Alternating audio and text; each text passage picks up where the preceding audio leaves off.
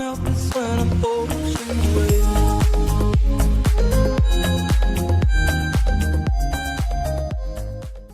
Today on UVA podcast, I have running back Howard Petty, UVA class of '86, hard-hitting running back, slashing running back, tailback when I got to UVA.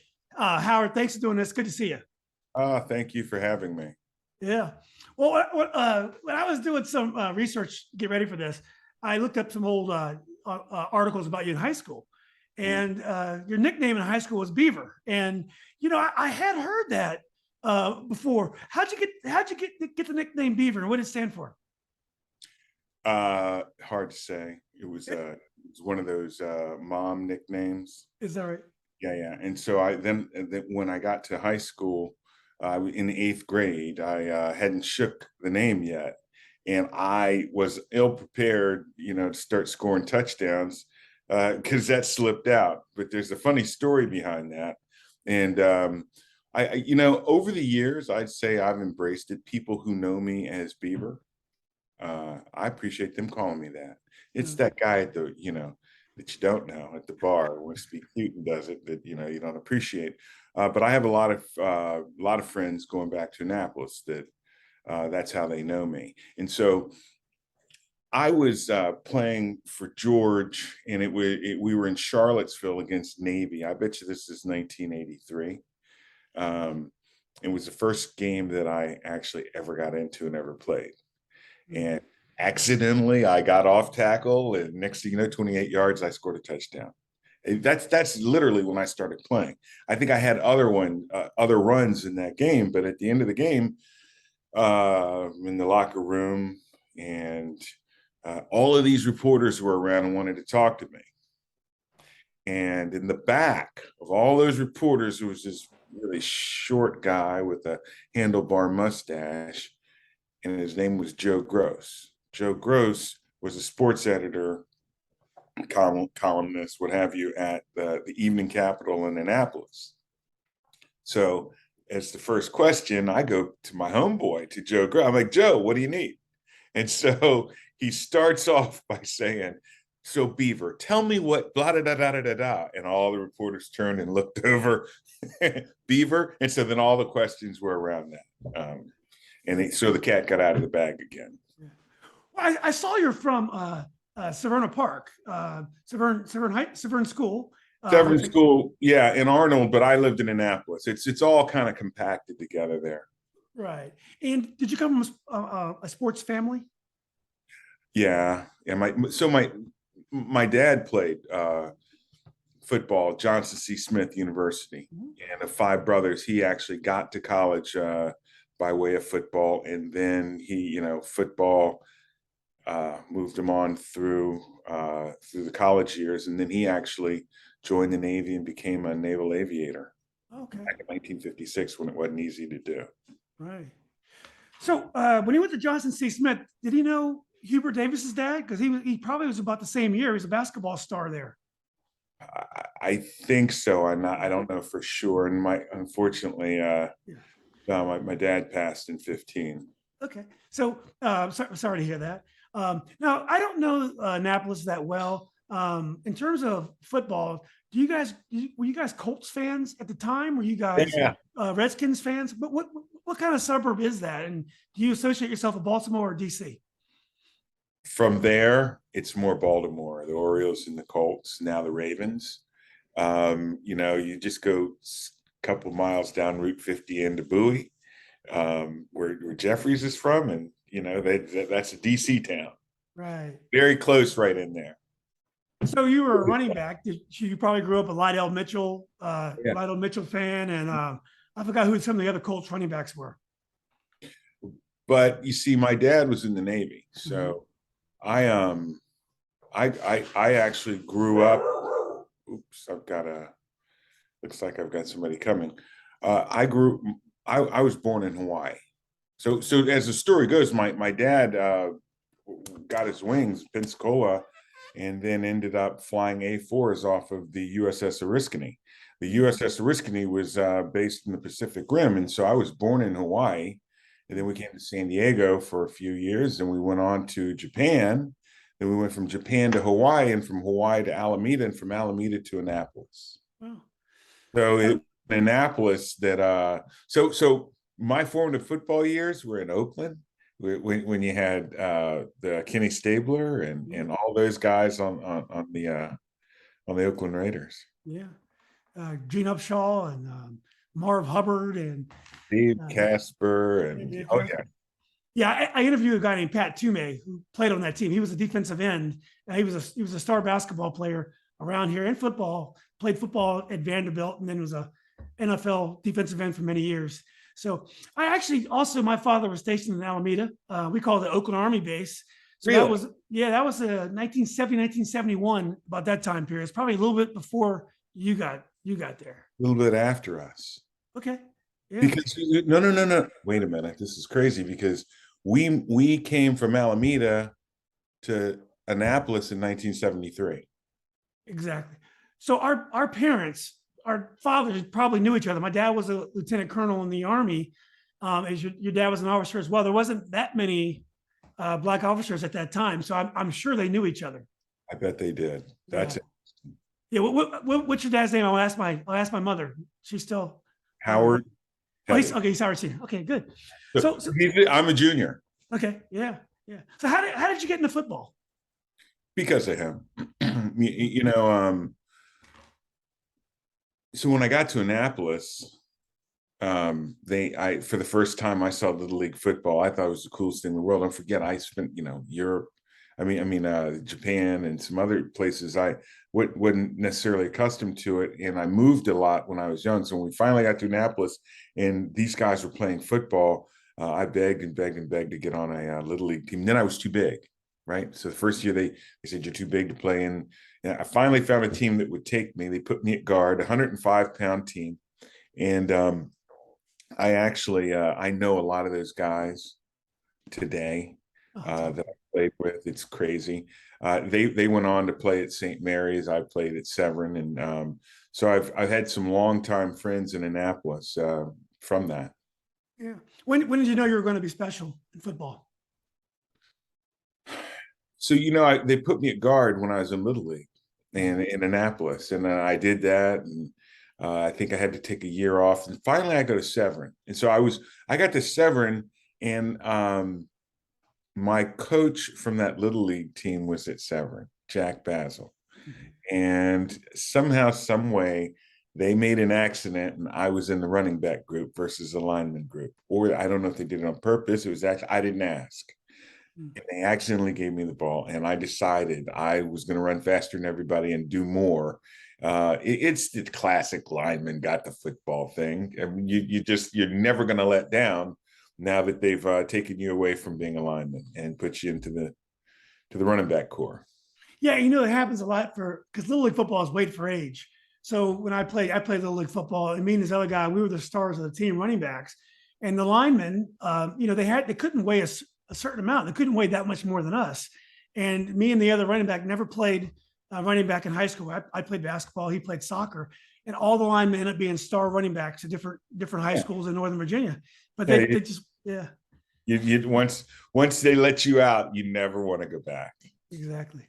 So I assume Severn's a really good school because I know St. Mary's is as well. You went there for academics. It wasn't like you were there to play football.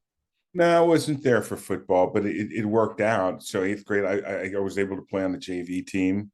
9th grade, I actually played on varsity a little bit. So it's a great school for me. My mom was a teacher, and my stepdad was a guidance counselor. So they wanted me to get that education, and I didn't know any better, and it worked out well for me. I have a lot of the friends that I have today are from that school. Yeah, that's awesome. Long-term relationships. Yeah, I love that. We mentioned Lydell Mitchell earlier. Who are some of your role models? I mean, 70s were a great time for running backs. I mean, I love Franco Harris. The Redskins had Larry Brown, then they had Mike Thomas. O.J. Simpson. O.J. Simpson, yeah. Yeah, I wore 32 in high school because of him. Yeah, you were kind of a power runner like O.J. as well. I tried to be a power runner. I guess I figured out early on that I could, making people miss was one thing, but I played linebacker too. As a matter of fact, I got more attention and scholarship opportunity as a linebacker than I did as a running back. Um, That's the way I played. was your team good? Was the Severn good? Yeah, we were undefeated. Okay. Yeah. So did you know George Welsh? Because obviously he coached at Navy, and he turned that program around as he would UVA with you later on. Did you know of his reputation? Did you go to the games at the Naval Academy? Yeah, so I lived on Perry Circle in 1973, Mhm. and the mids actually come marching past Perry Circle. So we just moved there, and I'm out playing, and I see these, I hear the music, and these midshipmen are marching by, planes in the air in the stadium. Um, I knew something special was going on. We started going to those games. George had just gotten there in 1973 Mhm. at the Naval Academy. Yes, I knew of him, and I think he knew of me. They recruited me at Navy from Severn. Hmm. And I actually wanted to do it. And then I got interest from North Carolina. And with North Carolina, I wasn't going to have to go to the prep school. Hmm. And also, I played lacrosse, and I was hopeful to play lacrosse in college. Football was, I just happened to be a little better. Yeah. So, and could you have played at UVA? Were you good enough to play on the lacrosse team there? We'll never, I don't know. No, okay. Just the level. So They're good. I don't know how good I was. I think, I had speed and quickness. Stick skill wise, I was all right-handed, just a little bit of left-handed would get out of it. But I don't know how I would have developed. yeah, that's one thing that some people may have forgotten is lacrosse is huge now. I mean, it's really it's approaching soccer, definitely tackle football in terms of how popular it is. But it was always like that in Maryland. I mean, lacrosse was huge in Maryland. I remember my roommates, hallmates, when I was in college first year, were guys from I think Gilman and another Baltimore school, See, and that's who we Baltimore played. kids. What's that? That's who we played. Yeah, it was big lacrosse. You could have been the next Jim Thorpe. So why did you decide to go to UVA? You mentioned the Naval Academy, and then you mentioned North Carolina. Tar Heels did a lot of recruiting in the DC area at that time. But why did you decide on UVA? I didn't. I decided on, well, they didn't recruit me. Hmm. And North Carolina did. North Carolina State did. Maryland did. Mhm. And I think most of those guys wanted me for a linebacker. I committed to, well, free safety. I mean, strong safety for North Carolina. I committed to Carolina. Oh, and when I was on my recruiting trip, Charlie McDaniels was there. Hmm. They were recruiting him, and I think we both were pretty interested in going there. I committed there. I Hmm. committed there, and after I committed, then George left Navy and went to Virginia. Right.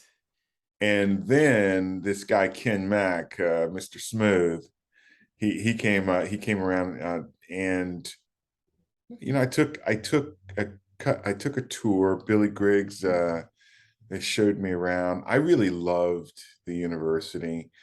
It was closer to home, and I just thought that school stood for something special that I wanted to be part of. Yeah. Well, it had to be for football reasons. If football is that important to you, George Welsh would have had to be part of the equation because UVA had not had that many good teams. I think I mentioned to you offline that a guy I went to my high school named Todd Kirtley had led the Who's to a winning record, I think in 77 or 78, but they've had very few winning records over the years. So Dick Bestwick, I guess, lost his step down or got fired, and George Welsh came in. So you must have had some confidence that he was going to turn things around. I did, but what I had more than that was trust in him and his program. Hmm. back in those days, there was a lot of scandal that was going on there, and it was hard to trust where you were going to go, and what they would tell you versus what would actually happen. And there was just something very comfortable with George and his staff. The whole staff stayed together. They had just come from a place that I lived. It just fit right for me. What's interesting is that I've talked to quite a few football players from UVA, and they all call Coach Welsh George. And most of the other athletes that I've interviewed from different schools, they call whoever coach they have Coach so and so, but everyone calls him George. You guys must have had a close relationship with George Welsh. In the early days, I don't know how close the relationship was. He was just George. It worked. I don't know. It flowed a little better, but he didn't have this bubbly personality now. Not at all. He was focused on teaching us how to win and turning that program around. And he was one of those guys that, no wasted motion. Take care of control the things you can control. And so, with no wasted motions, there weren't a lot of wasted conversations or words either. Right. So we were close in that we understood each other. We believed in the same things. But it's not like we had this brotherly love where we walked around hugging each other all the time. Right. Well, we have similar backgrounds in that we were Army brats or military brats.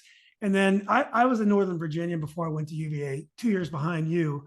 You were in Annapolis. How did you perceive the race relations at UVA when you first got there? Now, me, I was a little surprised because it was only 100 miles from Northern Virginia. Northern Virginia seemed very progressive and tolerant. We didn't use the word progressive back then, but it seemed very liberal and tolerant. When I went to UVA, all my friends were Black. It's the campus, the grounds were completely segregated socially, and I think a lot of that was self-selection. A lot of that didn't apply to the athletes. They seemed to be able to mix with different places. Well, things have come a long way, and then again, they really haven't. So the race relations at UVA were good enough. I do remember that they were. It was self-segregated. As an athlete, I didn't have to follow the norm, but it was obvious that other people did and had to and should. So there were certain fraternities, and I don't know their names, thank goodness now. I honestly don't, but I knew that there were some that they don't want you there, right? And there were some great ones too. Yeah. I mean, there were some great ones. Like Sigma Chi. Yeah. As an athlete and having the ability to go into different worlds, it was good. It was nice. The relation, though it was uncomfortable to see how we did it back then. Black people kept to Black people and white folks. I mean, it was just, there wasn't a lot of diversity on Rugby Road, I should say. Well, Annapolis is a college town. Was it similar to Charlottesville, or was it different because it's military and therefore a little bit more diverse? Yes. Yeah. They're pretty much. I think the military had a lot to do with it. Annapolis, Baltimore is very blue collar, working man's place. I did not really. Let me just say that I was surprised in Virginia to understand the segregation and how it occurred. Right. Yeah. Well, let's get a little bit. We'll try to get to football because your first year you got sick and weren't able to play. I believe you caught mono your first year. I did. When coming in, I got mono, and they didn't let me play because of that, and so I came from a small school too, and so nobody knew who I was, and so I was just pretty much afterthought with the mono, but that only lasted for 3 weeks. It lasted long enough to miss all of training camp. And so then we moved into our dorms, and another kid that was a running back that was new to the school but had a brother there was my roommate. And so we hit it off, that being Barry Word. So we hit it off, and we were buddies. And since we kind of knew each other, and I had some backup from some of the older kids because of his brother, I didn't get hassled too much. But, coming in there and not being able to play and having mono, a lot of, who is this guy? Yeah. Yeah. Well, Brian Hall wasn't built yet. Were athletes still having dinner at Ken Johnson's then, or what were you guys having? Where'd you guys eat back then? Good. You're good. Yes. We got meal tickets. We got books of meal tickets. And we go to was it Hojo? No, Ken no, Johnson's. Ken Johnson's. Yeah.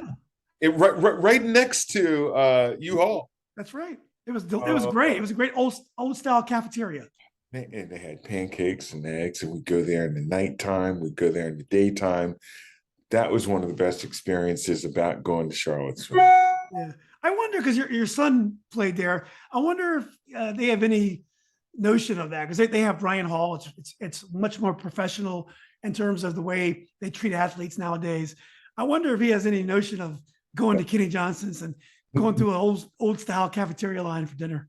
Well, I've tried to explain some of these things now. Yeah, exactly. So, well, anyway, your second year made an unbelievable splash. Probably your best year. I think you had like 900 yards and almost 5 yards a carry. As I mentioned earlier, it was one of the most important seasons in UVA sports and definitely football history. It was a winning record. We were 6-5. What are your memories of your first year? Your sophomore year and your first year playing?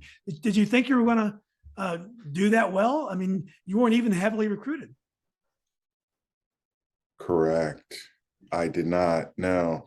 I was telling you when I first got there with the mono, I got off the as soon as I got done with mono, they put me on the scout team, and I tried to hit anything that moved. And so they only kept me there for 2 weeks. And so then they tried to find a spot for me on the offense. They had me at wing back behind Quentin Walker. They had me at receiver. I looked a little awkward. They had a couple of things that they tried. And then ultimately, they were like, we're going to redshirt this guy. So then I had the opportunity to develop. I was kind of, I traveled with the team. And so I got that experience. We got into the winter time and got an opportunity to develop. And then so coming into that year, I was in the system. I kind of understood what was going on, knew how to run the WAM, which was a big deal to those guys. And then I got my opportunity, as I told you, in Navy that season. And that was the WAM is actually what I ran, I think, onto the left side. I scored that 28-yarder, and that kind of started everything for me right there. Yeah. So that season was really interesting because it was all happening so fast. I went from standing around to, Ken Mack, the same guy who recruited me, coming over and tapping me on the shoulder saying, "Oh, you're going in next series." And I can remember, whoa. I wonder what this really means. And I mean, when do you go? There were a lot of questions. And I got there, and I can remember, I guess these things you'll never forget, but I can remember how tightly I grabbed the ball when they gave it to me. And I can remember getting through the line, getting a couple yards, and somebody hitting me. And I can remember saying, "Oh my goodness, it didn't hurt. They didn't knock me out. And quite frankly, I probably could have gotten another yard." So all of a sudden I'm going back to the huddle and I'm excited. And so that's what that year was about, breaking out and realizing, "Oh, I can play with these guys." And it got better as each game that we went. Yeah. And Derek Jenkins was a senior. He was a fullback, right? Yeah. And Yeah. he also had a great year. He hadn't rushed for many yards in his career, but he busted out 5 yards a carry. He had another great year. It must have been Welsh's system, and finally it was his turn to shine. I forgot about that. DJ was the fullback. Yeah. Yeah. It was great. It was What a fond memory. Yeah. So we kind of did it together that year. And yeah, well, George, he would run the fullback. He played them. Yeah. And Derek was a converted running back. I mean, tailback to fullback. And so he knew how to run. Yeah. So one thing that characterizes your UVA career is it was a crowded backfield. There was a lot of guys that could play. We had Steve Morse. You mentioned your roommate Barry Word. My high school basketball teammate Chris Warren ended up moving to defense because there were so many back there with your senior year. Malcolm Pittman played a little bit of running back, and you had Antonio Rice that played running back. It's a crowded field. Did you guys get along? Was there a lot of competition in practice? What was it like to have such a crowded backfield? It was crowded. It was crowded.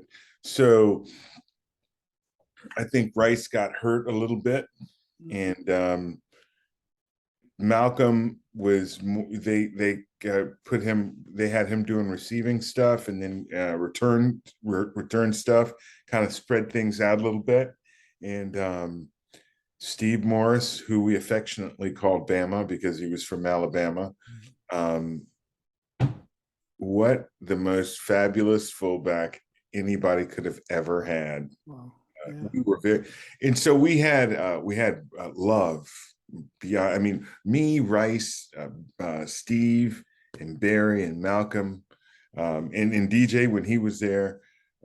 Eric Fears was a running back at a certain point. We just enjoyed one another. That's all right. Yeah, we really, and that was something special about, I think, that school or those times, because there was no angst. Maybe I was just walking around blissful. I was having pretty good years, but there was no angst with us. Yeah. Your second year playing, your junior year, you run into a buzzsaw the first game, and it was my first collegiate game to watch, and I was up in the stands, and you guys played Clemson and Refrigerator Perry, and they came in with an amazing team. Danny Ford was coaching back then, and I believe we lost 55-0. So expectations were big because I think it was Welsh's third year coming off a winning season. It ended up being a great season. But do you remember the game against Clemson? Oh yeah, I remember the game because they had really made the offense dynamic, I guess is the way I'm going to call it. Where all of a sudden, instead of running the wham that we did, tailback and fullback behind Dombrowski, they had Barry and I out as a receiver, empty backfield, single backfield type stuff. So we had a lot of fun new stuff, and we showed up at Clemson. Was it Thursday night? No, it was a Saturday game. It was a daytime game. It was nighttime. Maybe it was, yeah. And they beat us, and they beat us bad. I mean, at one point, I think they hit our fullback and knocked his helmet in one direction and his shoe in another. He didn't even know which way to go to collect all of his stuff. I mean, they really, really got us. But I don't even know if we looked at that film, by the way. There was nothing really valuable to look at. But we took everything out of the playbook. George took everything out of the playbook. And we had maybe 4 or 5 running plays, had 4 or 5 pass plays, and that's what we practiced, and that's what we got. He went straight back to basics. That was one of the best learning experiences of my life. When we go back to the fundamentals, and that's what he did, blocking and tackling. And you're right, we didn't lose another game. We tied a couple, but we did, until the end. Until the end, yeah. Well, Don Mikowski became quarterback that year. What was it like to play with? I knew Don from playing pickup basketball. He's a really good basketball player. What was it like as a quarterback? We were roommates. Yeah. That year, I believe. And Donnie liked Donnie. Donnie liked football. Yeah. Donnie liked his team. Donnie was okay. Donnie was a good guy.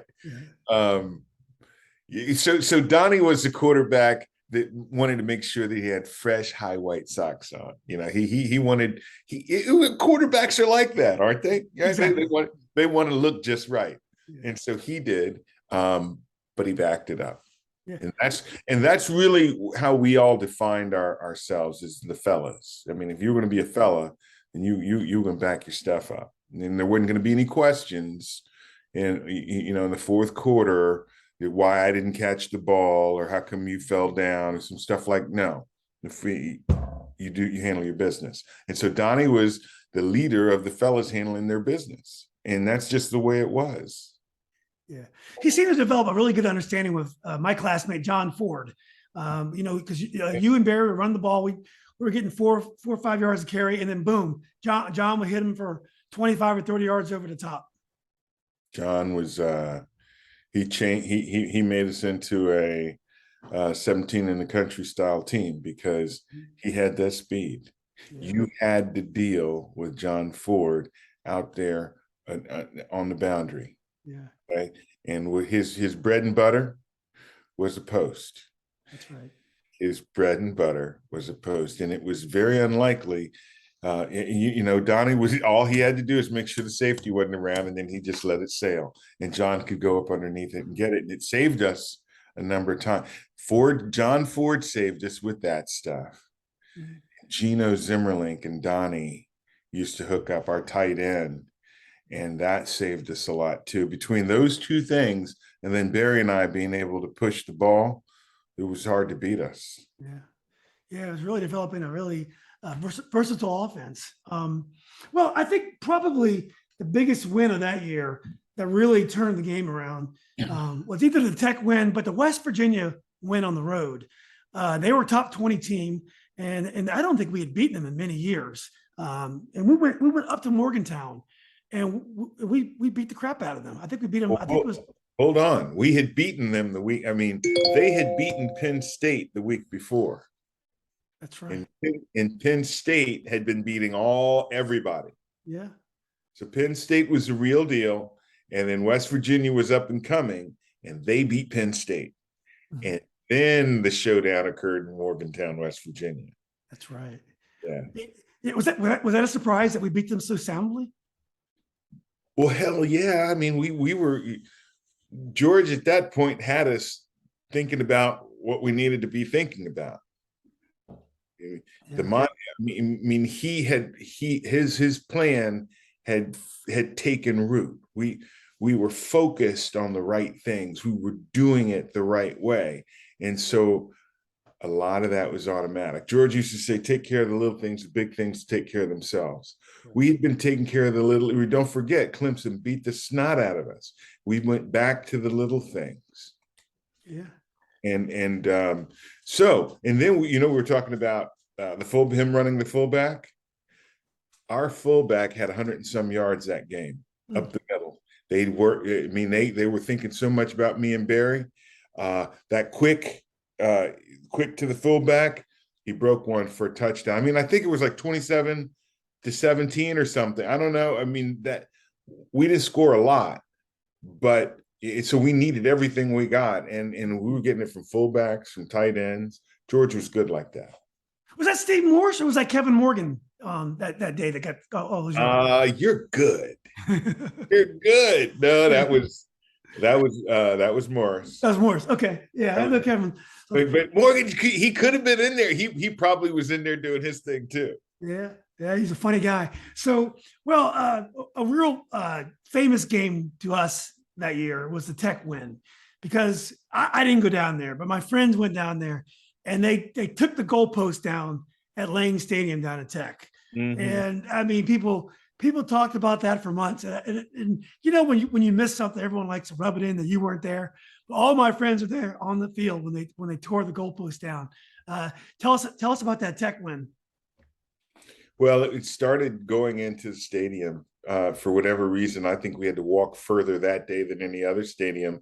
And when you had to, and all that walking was through fans. And so they had stuff to say. It was intimidating to play there. Mm. See, it was cold. It was intimidating. And remember, they had Bruce Smith. Yeah. And so it was a painful, always a pain. I mean, he was always there. Okay, but what I remember most about that game And so we had a play we put in that week, which was, we did a lot with the option.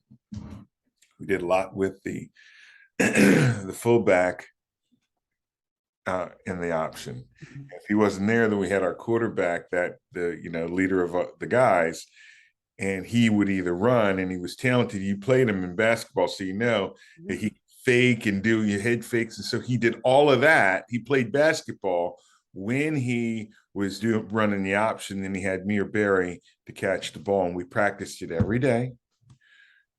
Before practice, they had us running the option, and after practice, they had us running the option. So we were ready. We were ready to play that game, and we ran the option and gave it to the fullback, and all components of our offense that day were on fire. Yeah, it was a beautiful win. There's no doubt about it. And then we followed up with a bowl win, which I think may have been the first bowl win either in many years or maybe even in school history. Is that correct? Yeah, it was the first one ever. It was the first one ever, and that was it was a Peach Bowl. It was Peach Bowl. It was the first one ever. Yeah, that was amazing. That was truly amazing. Yeah. Well, tell us a little bit about that game. Well, it was in Atlanta, and we practiced at the Georgia Tech facility. Curry was very good to our school, our team. Coach Bill Curry. Mm-hmm. And we had a normal week, but George, he had us so focused. And I think we had a chip on our shoulder too, because people really didn't take us that seriously, even though we had people like Jim Dombrowski and Bob Alderman, John Ford and Charlie McDaniels and myself and Barry and Donnie. We felt like we remember Ron Matties? Yeah, sure. Okay. And then our defense, Lagaman, David Bond, Ray Daly, and all the guys in the backfield. We had spent a full season working under George. We had the 2 years prior to that, and everything just kind of came together. It was a wonderful thing. I can remember running onto the field and I was jogging, and everything felt right. The feeling will never go away. My body, right? Just the air, everything. Everything was comfortable. I can remember that so vividly. I felt, wow, we're ready. Yeah. That was the prevailing thought that I had, was this is he had drilled into us so hard the importance of practice. You remember the first thing I said was, Curry let us use their facilities. He had drilled in the practice, and he taught us how to win those 2 years previous, and much of winning has to do with how you practice. And so when I ran on the field and could just feel everything working right, it was like this aha moment. All the things that he had been teaching us, all the things that I felt at that time, and really, quite honestly, all the stuff that happened thereafter was kind of cool. Yeah, it was a great moment. I think I was watching it at home. I don't think I made it down to that one, unfortunately. Your junior year, the year after we won the bowl game, you still contributed a lot and had I think 700 yards. What about that year, your junior year? Yeah, so we started off that same year at Clemson. So I don't know why we played Clemson every year, and that was a rough game for us there again. And so I can remember, I ran up in there and it didn't work out. And I also remember that was the last time I went onto the field. They and Barry broke one. So, we had this, the year before, we were both splitting time. I think I started most of the year. I think I started the whole year. And I started that game at Clemson, and Barry, he had a year. He just had a year, and they went with a hot hand. So anyway, Howard, you had 3 great years. Won some big games, had a really good time. Um, tell us about your career and things that happened after football. I mean, you're living in Chevy Chase. Things, and I know you sent at least a couple kids to Landon, so I think things have gone well for you. But tell us a little bit about your career, and then tell us about your family. I know you had some kids that played sports. Yeah. So I I graduated, graduated from Virginia, which is I think a very proud moment for me. And I was trying to figure out what was going to happen next. I had just gotten an operation on my knee, and the Giants had just brought me up to sign, and I couldn't because my knee was not right. And so um, I'm trying to figure, are you going to get a job? Are you going to try to play football? And I went fishing with a good friend of mine whose father had a boat. And so out there, as we're rock fishing, they offered me a job in the staffing business. Wow. And, you know, I took it. So that was up in Baltimore. And I bet you I stayed with that company for 11 years. And during that time, early on, they gave me an awful lot of responsibility managing this and running that. And, one of our big clients was Procter and Gamble Knoxell. And so I got an awful lot of experience um, doing that work and putting teams together, staffing full facilities. And so I then went and to move to DC and started in the IT consulting business. So with all that experience, I started my own, and for 17 years, I ran my own business. And now I'm kind of transitioning from being an owner into second part of my career.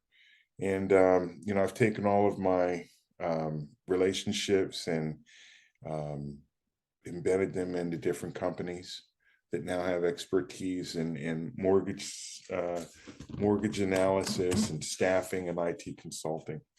Well, that's an amazing career. It's interesting. Also, I was in legal staffing, and staffing wasn't huge, and you got in at the right time because it's this whole temporary labor that's very common now. It's always been more common in Europe because they have more benefits that you don't have to get from your permanent job. But it was awesome that you got into it at the very beginning and got all that great experience. I kind of did the same thing. I was like 10 years behind you in the staffing world, but that's what I did as well. Yeah, and it's just the way they explained it to me on the boat that day is that it was probably the oldest profession out there, and that it withstands the heat and pressure of the good economy and the bad economy. As a matter of fact, the staffing business is a very, very good barometer of what's coming up next. So if you go call your staffing buddies and you find out are they getting new orders or losing people, that'll tell you which direction the economy is going, because those people are going to leave first. The client's going to get rid of those people first, as you well know. Oh, exactly right. Well, Howard, tell us a little bit about your kids. I know Austin, I believe, played at UVA, played football at UVA. Yeah. So tell us about being a sports parent. Compare your career and the kind of effort that you put in compared to your kids' experience. Yeah, it was different back when we did it.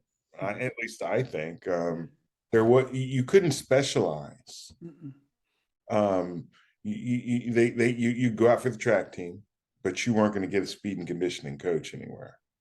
And so I think in my day it was a lot different. You laced up and you went and you played the right sports so that you can get the right skills. Today, so Austin, you mentioned Austin, my oldest. So I've got four, right? I've got Austin at 27. I've got Carson at 25. I've got Thomas at 15, and I've got Crosby at 12. All of them are athletes. All of them very good athletes.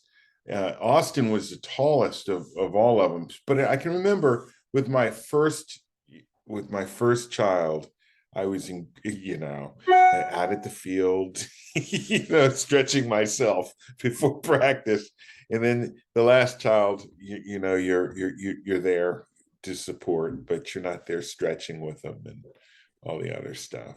I have to tell you, of all the things in my life and career, that kid sports is probably the most fun.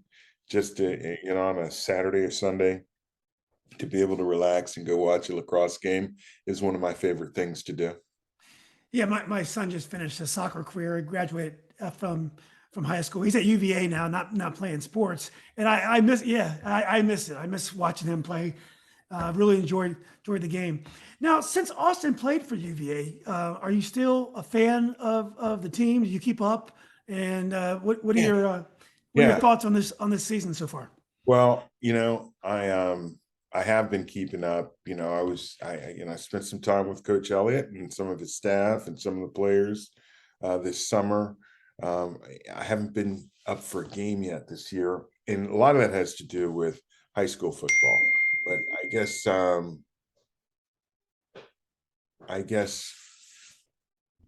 I am worried that the team currently will have to become more disciplined, I think, would be my first and foremost. I know that we've had a hard time with unfortunate penalties or mistakes. And George, as I said earlier, is to control what you can control. I think we'll probably end up having to do more of that in order to get more wins. Yeah. You know, when you're at the stadium, so I went to a game a few weeks ago, and I remember when you played, the artificial turf, how hot it was. I mean, it's still pretty hot at that stadium, but it must have been really tough running the football on that AstroTurf compared to what they have today. Oh, they'd hose it off. So Uh, you didn't get it slick and wet, so wouldn't be as hot, or it would be very hot and sticky. I is that mean, right? oh yeah. Many a guy lost a knee on that turf because once you get your turf shoe planted into it, you can't, it's very difficult to get it back out. So we wore tennis shoes on that stuff, Yeah. and it was hot, and so you turf burn. When you scrape your arm on that particular brand of turf, it just take a whole layer right off your. Ugh. Yeah, it was awful. Yeah. So well, anyway, last question, Howard. And this has been great to connect with you again. What kind of player do you think you would have been in today's game if you had some of the opportunities your kids have? Do you think things would have been much different? I mean, you had a great career. Do you see any big changes for you? Um, No, not really. Because I like my game because I thought I can catch the ball. I think in today's game, that you want your player to be able to catch the ball, block, and to be able to run. And they've got that zone piece that I think I always like. We ran that with the Wham, and so I always like to find my hole and get up in the seam. So I think I'd be a pretty good player today. No, I'm sure you would. So maybe you wouldn't have been able to play lacrosse. They would have made you specialize in football. Well, you see, that's it. Yeah. Yeah. So anyway, Howard, look, man, it's great to finally do this. Good to see you again. We don't live far away from each other, so maybe at some point we can get a beer or coffee or whatever. I would like that a lot. Yeah, I that'd be great. really would. Yeah. Yeah. Well, Howard, again, man, Conversation going. yeah, this is great, man. Let's keep in touch, man. Will do. Okay, buddy.